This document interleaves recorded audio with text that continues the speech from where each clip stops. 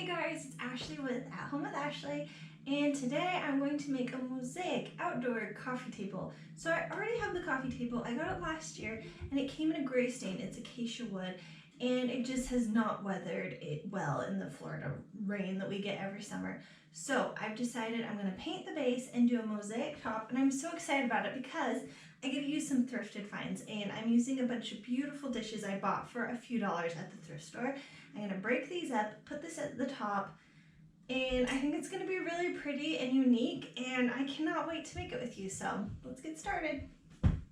Here is the coffee table we're going to add the mosaic to. It came with a gray stain, but it hasn't weathered well, so I'm going to paint the base and the top will become the mosaic. The very first step whenever you paint something is to clean it really well, especially if it's been outside. I decided to go white with this table so it would match the bench that it sits next to. Here are all the plates I thrifted that we're going to break for this project, but first I wanted to give them a good cleaning because they were pretty dirty from the thrift store. For the base of the mosaic, I'm using a concrete backer. My husband helped me cut it by just scoring it with a razor blade, then he folded it and cut it again, and this was to get it the perfect size so that it fits on top of the table, and we secured it to the table just with screws and a drill.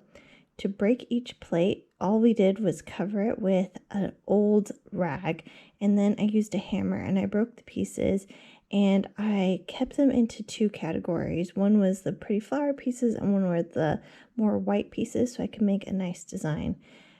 Speaking of design, I wanted to create a template, so I just traced the top onto my concrete patio, and then I started putting the pieces of the mosaic onto it. The reason I did this was I wanted to be able to play with the pieces before I glued them onto the top of the table. It was pretty tedious to move the pieces one by one, but I was really excited to get this pretty pattern.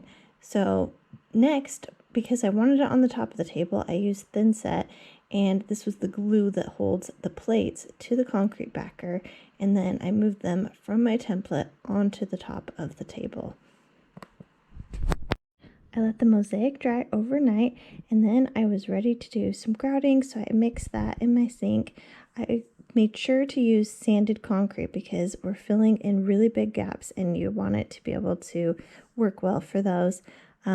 Again, this was kind of a tedious part. I had to grout between all the lines, and then I used a wet sponge to go back and to reveal the tops of the pieces of the plate. This took a few hours, but it was really exciting to see the pattern come through.